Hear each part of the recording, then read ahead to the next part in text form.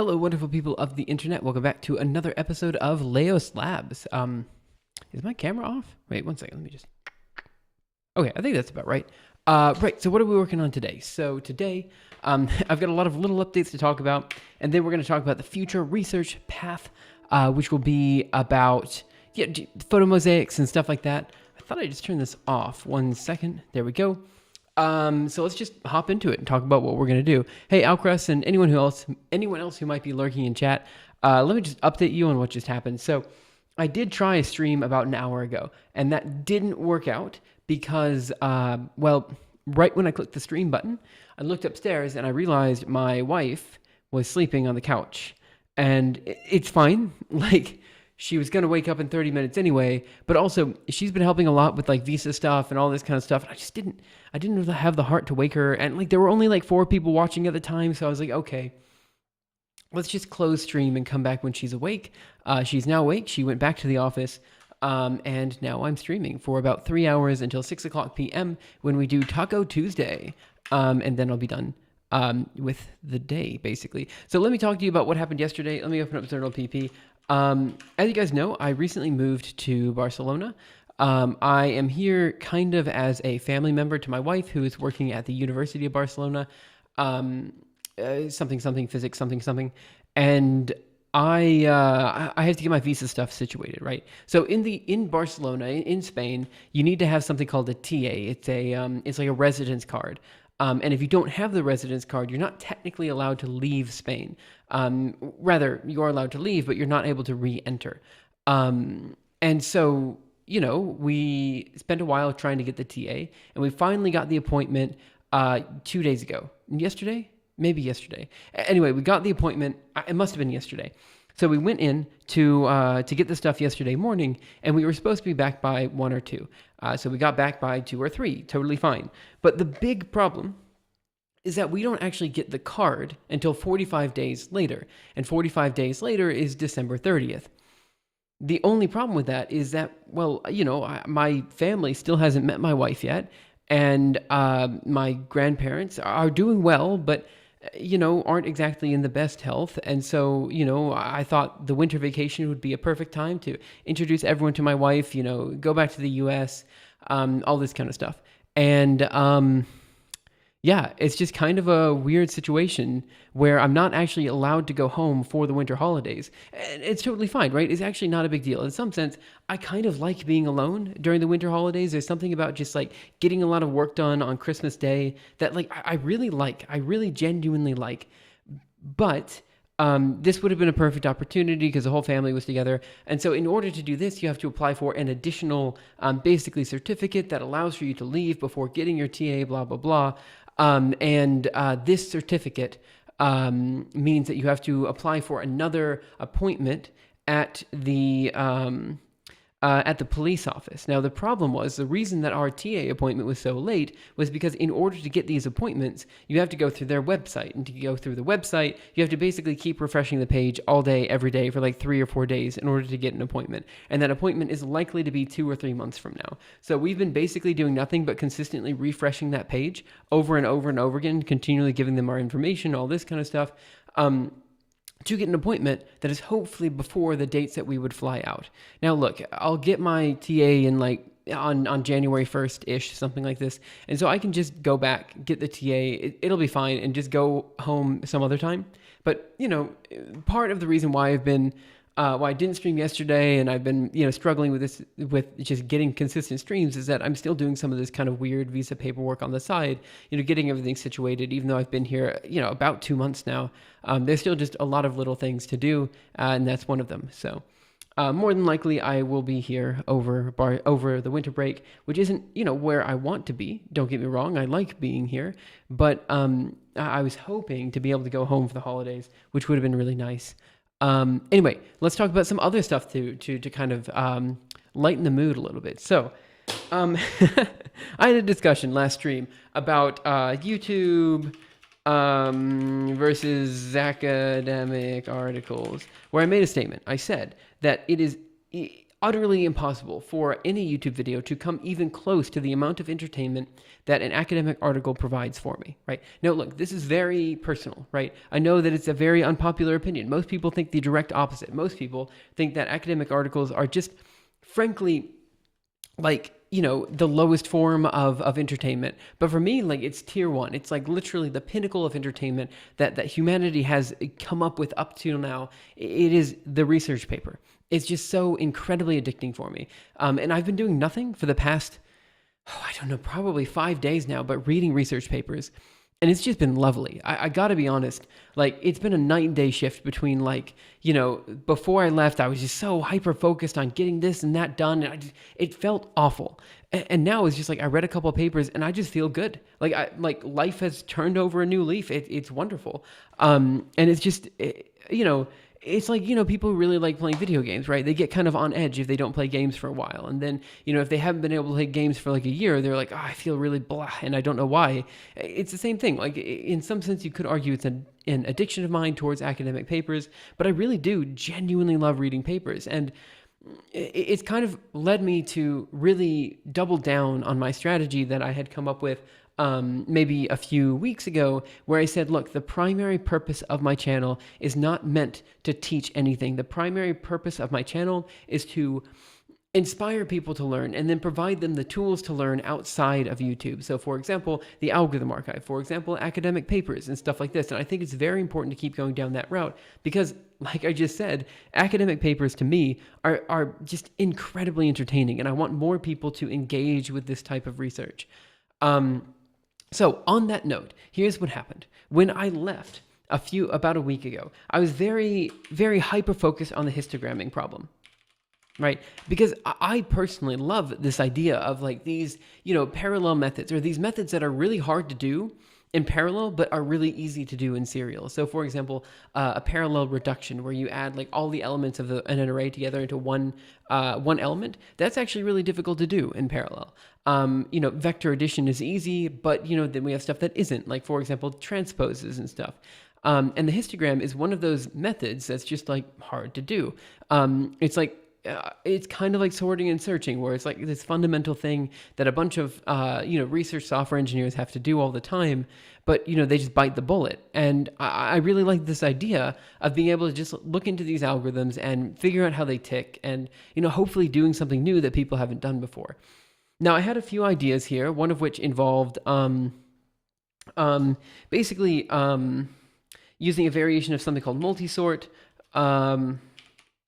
which is basically taking this histogramming problem and splitting it up into a bunch of like kind of making the bins bigger, essentially, that you histogram into, and essentially solving the problem in a recursive way. And I had some ideas of how to solve this and blah, blah, blah, and I spent a long time on it. But what I ended up doing was taking a step back and thinking about, okay, look, we've got this histogramming problem, right? And cool, I think it's cool. But the fact is, if my goal with this channel, with this initiative, is to inspire people to look at research, talking about parallel histogramming methods on YouTube is not the way to do that. The way to do that is to show people like a really interesting thing that they haven't seen before, right? That I can guarantee no one has seen before, right? So that led to me wondering, okay, we've got this histogramming method. What can we use the histogramming method for? And so let me show you something. I'm going to open up a new terminal, cd into videos, ls here. What do I have here? I have Arcane Algorithm Archive Introduction, 2016 Worst Sort. I guess Hatsune Miku Triple Baka. That's what we're going to do. So I'm going to run mplayer -vocaca Hatsune Miku here. You're going to hear some music in the background for just a second. Okay, so I'm going to show you what might be the coolest thing, the absolute coolest thing I have ever seen in my life. All right, now look, I realize I'm super biased here, but the ability to make ASCII art it's always been like super interesting to me. Okay, so here we have a very stupid song, but essentially the point here. Let me.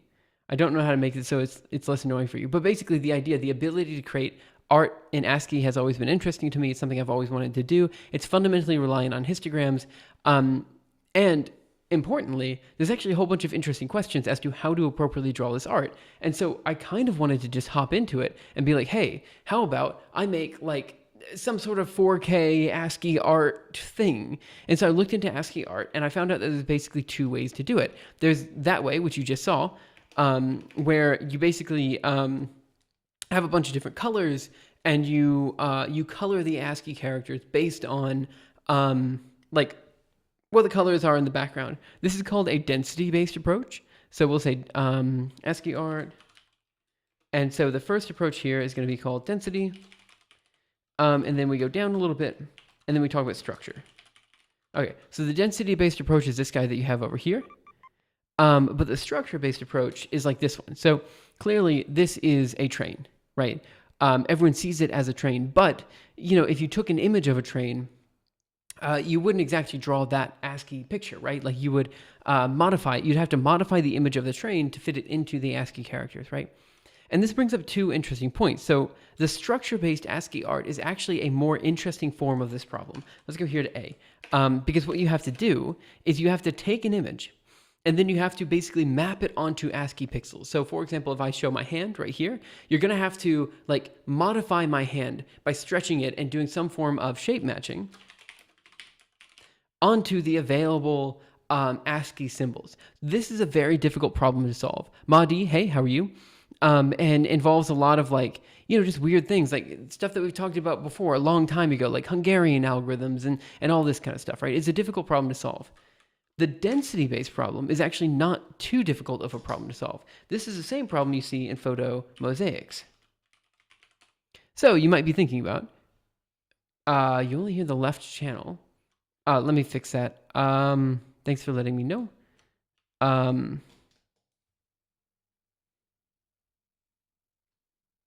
Okay, that should fix it. I'm sorry, I didn't connect the right.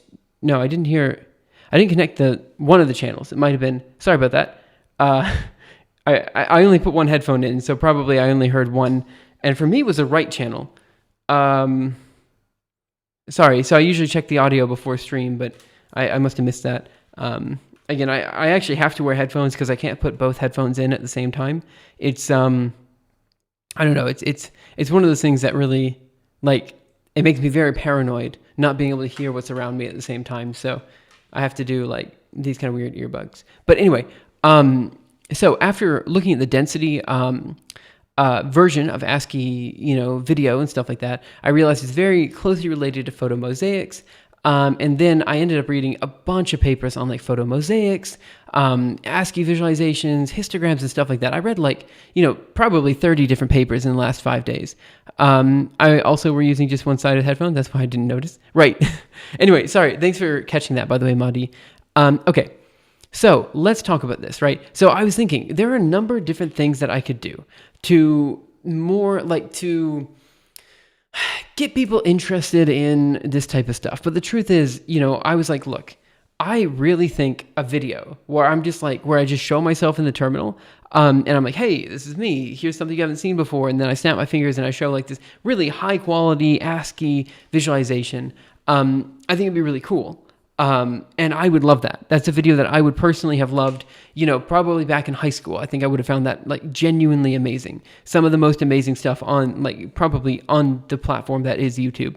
Something about ASCII visualizations just make me really excited. But then, you know, also the photomosaic. So I was like, okay, what if I make a YouTube video that is entirely done in a photomosaic form? Where it's like 4K, 60 FPS, and every frame is itself another frame from another YouTube video. And what we could do, if I do this in time, is I could make it so I take every single Team C's video and I make it branded based on Team C's, and I could be like, this is every Team C's video or something like that. Or rather, like I am every Team C's video or something. I just film myself talking. And using all the frames from all the other videos there in order to make this visualization. So I would basically be a bunch of different images of a bunch of different frames from a bunch of different videos, and explain kind of how it's done. It's actually a relatively easy problem to do. Like, honestly, it's quite simple. But there's something about it that's just, I don't know, it's kind of neat. And it would allow me to do kind of a couple videos in a row. So the first one that I do would be the photomosaics. Then I do the ASCII. And then after that, I would do probably, I haven't quite decided what the best thing to do here, but I would probably do like fractal. I would hope to get to fractal compression, but I'm not sure if I can get there or not. And then, you know, we've got obviously a bunch of other things to do, like 4D galaxies, and, you know, physics simulations, blah, blah, blah. But I kind of have a plan. Oh, it's not over here. But I have a plan for like maybe 16 different videos. And I think if I really do structure things in the right way, I can get a video out every month, which would be really nice. So that's kind of what I'm shooting for videos. In terms of academic papers, honestly, all of these are novel in their own right, but obviously every video won't come with its own paper. It just kind of depends on how things go. As far as live streaming is concerned, I am trying to do longer streams, but I'm, you know, frankly, just like incredibly tired recently, like just super tired. I don't know if that's because I'm almost 30 or if I stopped working out or what it is, but I've been really struggling to get live streams on the record recently, just because I've just been just incredibly tired and depressed and unmotivated, blah, blah, blah. It is what it is, you know? So I think today what we're going to do is we're going to try to get a single histogramming method on the books, just something that works. And then from there, just kind of, yeah, like, yeah, just going from there. I'm going to be right back before we do that though. So give me 1 minute and then we'll hop right into that. So sorry about that.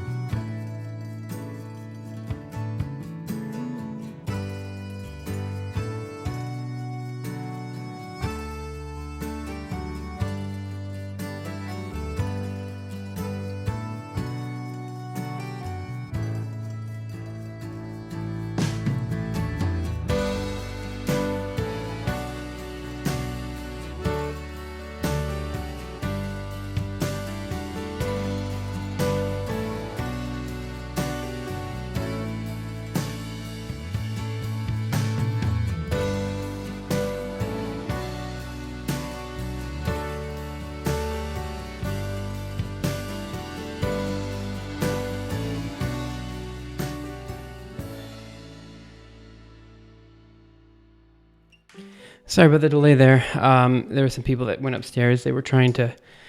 Okay, so my washing machine is broken, and they were trying to fix the washing machine, and I was like, dude, like, could you come back another time? And blah blah blah. I mean, they didn't have. Okay, it's a long story, but essentially, a few days ago, the landlord came by to fix my washing machine. They said the washing machine is fine. I was like, no, it's not. It's definitely broken. And so then, we kind of went back and forth. Obviously, I have broken Spanish. They have broken English, so it didn't really get anywhere. And so then they came back again to check the washing machine. I was like, dude, it's totally broken. And then they checked it, and they were like, yeah, okay, it is actually broken. And so it was a mess. Anyway, sorry about that. Okay, so we can get back into the histogramming.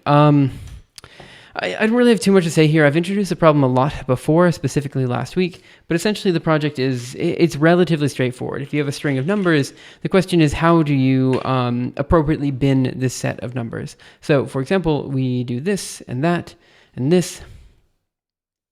When I say bin, we're basically throwing these numbers into, well, bins. So we have 1, 2, 3, 4, 5, 6, 7, 8, 9. And we say, okay, we have 1, 1, we have 1, 4, we have 1, 6, we have 1, 3, so on and so forth, right? Now, the problem here is not so much, what happens when you have, a bunch of numbers, but what happens when you try to do this in parallel, right? When you try to do this in parallel, things get kind of a bit funky because you could imagine that maybe one core wants to go through these numbers and the other core wants to go through these numbers. So you have, like, for example, 1 here, and then this guy goes in 3, and then this guy goes over here in 4, and this guy goes over here in 9, this guy goes over here in 6, and so on and so forth. But there could be an issue, one second, where, for example, let's say this core is maybe a bit slower and it gets to this one over here at the same time that this guy's trying to write to this one over here, right? In this case, you have two individual threads trying to write to the same location in memory at the same time. This can be, and actually is, kind of a bit of a problem. So the way that we fix this is by doing a bunch of different things. So what I'm trying to do right now is implement a relatively straightforward strategy using essentially a bit of shared memory that is of size, warp size, and then the number of threads in the other dimension. Man, I'm doing an awful job of describing this. Here's what we're going to do. We're going to keep going for another 30 minutes. If I'm still unable to string sentences together, we're just going to call it at that point. I'm going to get this done and we're going to come back tomorrow. I'm so sorry. I'm just doing a bad job of actually speaking for some reason. I don't know what's going on, but words are not coming out and I'm sorry about that. But we're going to get this done. And yeah, just keep going. So I might just get this done off stream is what I'm thinking, but we'll see how this goes. So let me do include, Julia, and now let's do include histograms.jl. And what should happen is I should be able to run the histogram and it should work on the CPU but fail on the GPU. And so what we're going to try to do is fix that issue where it's failing on the GPU. Let me get some water. And yeah, let's just see how this goes. Again, I'm probably only going to stream for another 25 minutes or so today, guys. I'm really sorry, but it's just not a good day for streaming for me. But I really am trying to get that stream stamina up. It's just every time I take a day break, it's like taking a break off from anything, like gymming or anything else. You just get, I don't know how to explain it, but you just get kind of unable to keep doing that sport. If you don't swim anymore, you're not able to swim anymore. If you don't, run anymore, you're not able to run anymore. It's that type of thing. I'm just super tired right now. So yeah, burned up. It's not burnt out is the thing. Maybe it is burnt out. I'm not really sure, but burnt out usually implies that you were doing a lot of stuff. Mine's the opposite, where it's I haven't been doing it for very long. And so because it's been so long since I've been doing it, it's very difficult for me to get started again. So it's kind of like the opposite of burnout. It's maybe burn up. Is that different than burn out? Maybe. I'm not really sure. So let me go ahead and do input. Let's create an input here. And now we're going to create histogram. 1 second. Output. Out. Okay, that didn't work. 1 second. I mean burned out. Yeah, so I don't think it's burnt out. Like, the thing is, I'm not particularly burnt out. Like, burnt out would imply, again, I've been doing it a lot, but I haven't been, and that's the problem. Like, I need to fix that. And that just involves kind of getting back into practice and starting from scratch again. And yeah, just going from there. So, what am I going to do? I think, do I not have a histogram? Do I not have one? Histogram equals zeros. Okay, let's just do it then. Oh, here's histogram K out. 1 second. All right, I don't know. All right, let me just... Histogram output. There we go. Create histogram of the input, and let's do using plots. And I should just be able to plot this. And then we should see a relatively decent histogram. So I'm going to plot histogram output. Okay. I'm going to do the same thing with something called histogram K out, which will be what I use for the CPU version of the test. Okay, so here we have that. And I'm going to run the same thing again. So histogram K out is going to be equal to this guy. People who are colorblind are at the highest rate for divorce. Thanks for that. Just in time for 420. I guess that's useful for someone. Plot histogram K out here. 1 second. I need to plot them on top of each other. Output here, and let's go there. Come on. Here and there. Okay, so here we see that the two of them are literally the same, which is great. They can't see red flags. Okay, that wasn't bad. Okay, so now I'm going to try to do the same thing, histogram K out, but this time I'm going to do it with a coup array. So I'm going to call it K out 1, I guess, because I'm really good at naming. We're going to let everything precompile on the CUDA device, and then we're just going to show the difference, and then we're going to try to fix it. That's what we're doing. Hopefully things run. I think they should without too much trouble. And then we can go from there. Again, I hope you guys are all having a wonderful day. If you guys have any comments, questions, concerns, ideas, anything like that, just feel free to let me know. I do apologize. I've been super flaky with streaming and stuff recently. And even though, like I said before, I've had like some really, really good days in the past few days where I've been like, reading papers. It's just been, a good time. I'm still, really struggling to get the stream content out. So, I'm gonna do what I can to do like more regular streams and stuff. I've been saying that for years, but I really do mean it. Like, I really want to make it so I can put like a lot of my stream content. I want my whole workday to be on Twitch if I could. But the issue with that is that, like, for example, reading papers is something I really enjoy, but like, it takes me 10, 20 minutes to get through a paper, but it will take me 2 to 3 hours to get through the same paper here on stream, right? And so we're going from something that's like, a really enjoyable side, something that doesn't take very long, to something that ends up being like super laborious and kind of troublesome on stream, Okay. So what we see here is that the CPU version, just running a basic histogram function works. Running the histogram kernel that we wrote works on the CPU, but it fails on the GPU. So we are going to try to fix that. That's the core thing that we're going to do. So what I've done is I've created a shared histogram, which is of warp size in 1 dimension, which is usually 32. It's the minimum number of threads that can execute in parallel. And then we have CLF of group size, which is the number of elements that we're working with here. So like, 128 or something like that, over warp size over here. There's probably going to be something we need to fix, but for now, this is probably okay.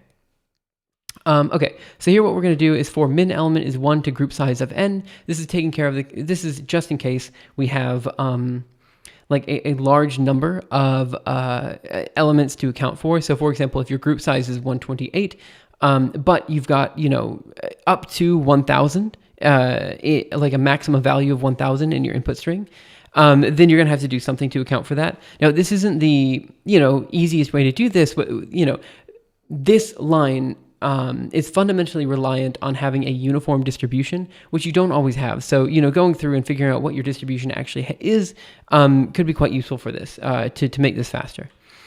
Okay, so this is where I wrote down some notes. I don't know if you can see them, but I definitely can't see them. I just wrote them down on the sheet of paper the other day. By the way, like, okay, I'm going to say this, and I think a lot of people are going to like 100% disagree with me here. It's super foggy, fuzzy. Sorry about that.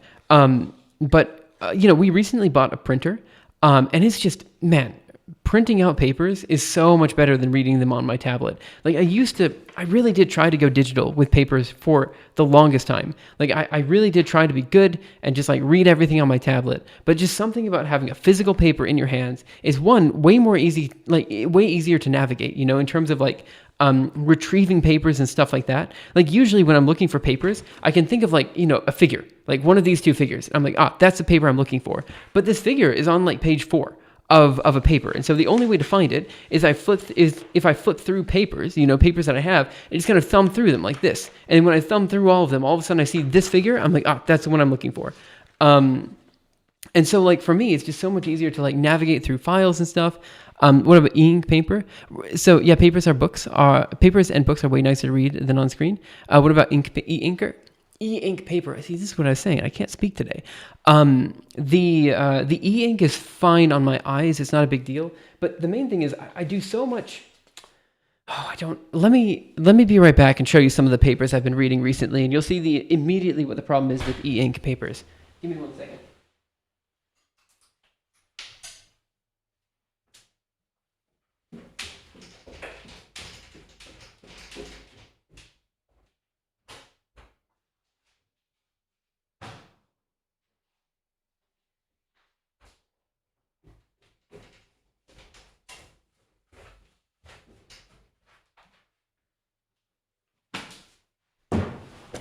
All right, 1 second. Let me change the screen as well to be the Ramboleo screen. I think that one? No, that didn't do it. Here it is, and then I'll go there. Okay. That looks fine, I guess. Okay. 1 second. Okay. So I guess it doesn't really matter which paper, but maybe this one will do. I just grabbed one. This one might not be the best example. Which one is this? Real-time video photomosaics optimized for the GPU? I think this one wasn't even... Okay, so here's an example, right? So when I'm reading papers, I don't know about you, but when I'm reading papers, I'm always doing notes in the margin, right? I'm always like underlining stuff. I'm always saying, hey, this does this. I'm like going over here saying, oh, okay, that's what that means. Or what does that variable mean? I'm just constantly jotting things down. And so like I can do that in Zernal PP. It works okay. But there's just something about like doing it physically on paper that's just way more enjoyable. And again, like I said, it also has to do with file navigation, right? Like if I'm trying to find this paper later, like probably I'll be like, oh wait, there was a paper. And I'll think, oh wait, didn't I write something down? And so I'll scroll down and I'll try to find like this figure or something of the paper. And it's just so much easier to find, this figure when it's not in a computer, but it's like physical. It's like, this is a figure I was looking for. I found it just by flipping through the papers, all that kind of stuff. Something else I do is I like to keep everything I can in like these folders. So this is like all the papers that I've read this weekend. So I don't know, there's like maybe 20 papers in here, something like that. So there's like 20 papers in here, and then so that's all the stuff with the photomosaics. I actually combine the photomosaics and ASCII art, and then here's all the papers I have on histograms. And I just kind of combine them together and just throw them into a drawer, and then I just search for them as I do. It's just, I don't know. It's you get used to a form of organization. Also, I don't know if you guys have seen this before, but there's a type of stapler. I'm trying to show it to you guys right now that does this instead of stapling papers. I don't know if you've seen it before. I think it's kind of cool. I don't know if I recommend it. It's actually not that useful, but it doesn't use staples. So that's the type of stapler I've been using recently. It's kind of neat. It punches a hole in the paper and then folds it into itself. I don't know. It is what it is. So like, for example, right now I basically wrote down the procedure we need right here on paper. And so I'm just going to translate that into code. Do you also write any book in the meantime? Write or read? So for writing, I mean, clearly, I'm doing stuff with the algorithm archive, but, I know it feels like, for you guys, I know it feels like I've been taking a break a lot recently, but I honestly, it's been just incredibly tiring for me recently. And so I have not done that much algorithm archive work recently. I used to do a lot of just, creative writing, which I really, really enjoyed. But I haven't done that either. So you could publish it and be famous. Yeah, I don't know. Like, I was giving it a lot of thought, actually. Oh, I shouldn't have done that. Julia, I was giving it a lot of thought recently in terms of, like, different approaches to scientific communication, right? Like, you have okay, journal, new page before. Let's talk about this really quick. So, SciComm, right? Right. What is SciComm, right? SciComm is the act of teaching people about concepts that they didn't know of before, right? In my opinion, we don't... In a perfect world, you wouldn't need science communicators because every scientist, every researcher would be already really, really good at communicating their research. So they wouldn't need this middle ground of people talking about research to other people. The reason I don't like SciComm is because you have regular Joes. So we'll say regular people over here. And then you have researchers over here. And then you have SciComm in the middle. And a lot of people like to think that science communication is definitely a force for good. And in some sense, I agree with that. But in another sense, I really don't. Let me read the comment. There's something I couldn't achieve in my PID implementation, and I couldn't find any useful open source methods. Auto-tuning PID, especially type C or a B1. So we do technically have a PR for PID chapters available in the algorithm archive, but the author is no longer a part of the community. They just don't talk too much. They used to be super active, but it was my fault for just not being active for a number of years. And now, that PR has gone stale. If you wanted to pick it up and kind of work with it a little bit, that would be nice. It's one of those chapters that I feel can be in the algorithm archive relatively soon. It's almost complete. It's just a few minor tweaks here and there to do. Okay, but right. So as far as the SciComm is concerned, right? Like you've got, researchers over here doing, really cool stuff. Then you have science communicators trying to tell people, these guys are doing cool stuff. And people are hearing this is either boring or over my head or something like this, right? And the reason for that is because the science communicators here usually don't understand everything the researchers are saying. They usually only understand a bit of what the researchers are saying. In an ideal world, you don't have the science communicators. The researchers talk directly to the people, and the people directly understand what the researchers are doing. And the reason I think this is important is because, frankly, open research part of the issue with science communication is that, people will publish a study and that study is improperly, dispersed onto people. Like people don't understand the study, right? So like, for example, my advisor did a piece of work while I was doing the PhD talking about how you can effectively have negative mass in certain situations.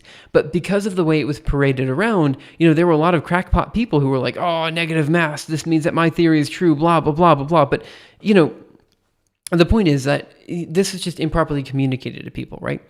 And so, when it comes to science communication and it comes to talking to the public and all that kind of stuff, I don't know. I don't even remember how I got on this tangent, but I really do feel like people can just read the papers directly. And I feel like science communication is kind of, not a useful middle ground, I think auto-tuning non-textbook PID requires real control theory, a math guy. I confess that was my limits. Right. That's fair. Okay. So we just had, I don't know why I went on a rant about science communication. I really don't remember where I started with that. But it was probably something about writing books and stuff like that. And, I was probably saying something like how, that's it. Right. So there's two different styles of science communication. One where you directly talk about the science, but the other one is an even more important form of science communication, which I call the Pixar approach. A lot of people don't know this, but Pixar has a research team, and that research team does some fundamentally interesting stuff in the area of computer graphics. They really just show people, like, they don't talk about the research. Most people don't even know they have a research team. But by watching a Pixar video, you've already seen the boundary of human knowledge and computer graphics in that area. And you don't recognize it because that's not how it's painted. It's painted as, this is a cool story, but fundamentally, they're doing things that people have never done before in terms of pushing the technology, right? And I think the Pixar approach is a more ideal form of science communication. Like, sure, okay, you're not directly talking about research, but there's something really cool about the fact that, you can just tell people a story and they automatically understand, where that boundary is, like what the cool stuff is, like, for example, there was, during The Incredibles, there were multiple papers published, I think, for that very movie, one of which, if I remember correctly, the big one was on Violet's hair, but I think they also did another paper out on Mrs. Incredible and Elastigirl or whatever, and how she could warp the geometry of herself and stuff like that. Like, they did a bunch of stuff, like Maui's tattoos, for example, I think turned into a paper on like 2D shaders in a 3D mesh or something like this. There were a lot of like interesting things like that, although I think Maui was Disney, not Pixar. But anyway, the point is, like, when it comes to science communication, there are these two kind of different approaches. There are more approaches than this, but I've been thinking about recently maybe, not doing this is research, this is cool approach, but maybe doing a approach where it's like, hey, this is a cool short story that I kind of wanted to tell you guys, because I do really enjoy writing short stories. And then in the process of telling the short story, I use visualizations that could only be created via research, So it's like, hey, for example, the Photomosaic algorithm, I could imagine a case where we talk about like the story of a person, and we have, the Photomosaic algorithm, like kind of, showing the story of the person's life. So instead of being like a bunch of videos from Team C's, like I said, it could just be a bunch of videos that we've also created specifically for that video that all form like a bigger cohesive narrative when put together, stuff like that. Anyway, I don't know why I went on a ramble session about that. Like, if you can't tell, I'm super tired right now. Like it's, I don't know what it is. Maybe it's because I'm like getting older or something, but recently I've just been like so incredibly tired every single day. It's just insane. I don't know if it's just because I can't sleep in this apartment or what it is, but I just have not been able to, like, just keep myself focused. Like, I haven't been able to string together like consistent sentences and stuff like that, which is again why, no matter the case, I'm probably just going to stop streaming in about 10 minutes just because, like, I got to stream on the books. That's what we're doing today. And then we'll just, I really am going to try to just get more stuff out, but it's just, it's hard. I'm so rambly and I just can't focus on anything right now. Okay. So what are we going to do here? What we're trying to do here is we're trying to take our shared histogram and split them up into warps, right? Now, warp is like the minimum number of elements that execute in parallel at any given time on the GPU. So the question is, if we have,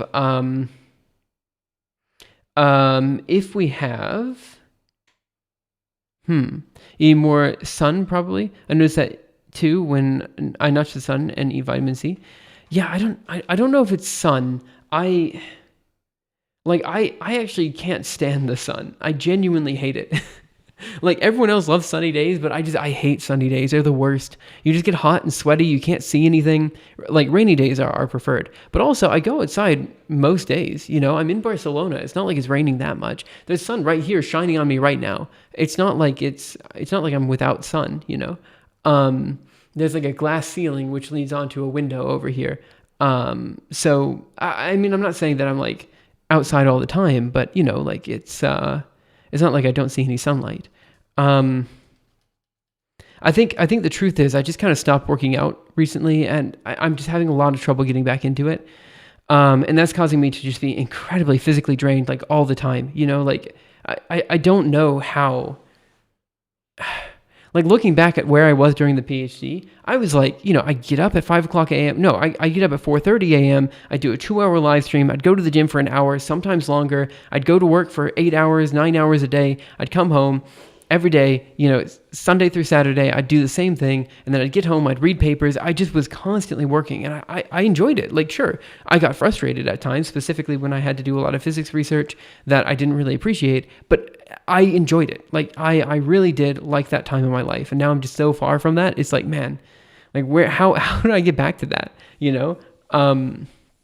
Speaking of which, I think I'm just going to call it for today, guys. I know I didn't get this done. I'm going to get it done off the stream. I can't focus right now. I don't know what the deal is, but it's just not possible. I can't even like understand my logic here. And I'm sure the moment I turn the stream off, I'm going to get it.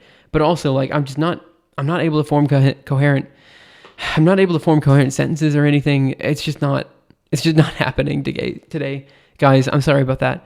I will be back. I'm gonna try to be back tomorrow, and we'll just see how it goes. So, yep. I'm sorry for the kind of bad stream today, guys. But I will. I promise I'm trying, and we'll just see how it goes.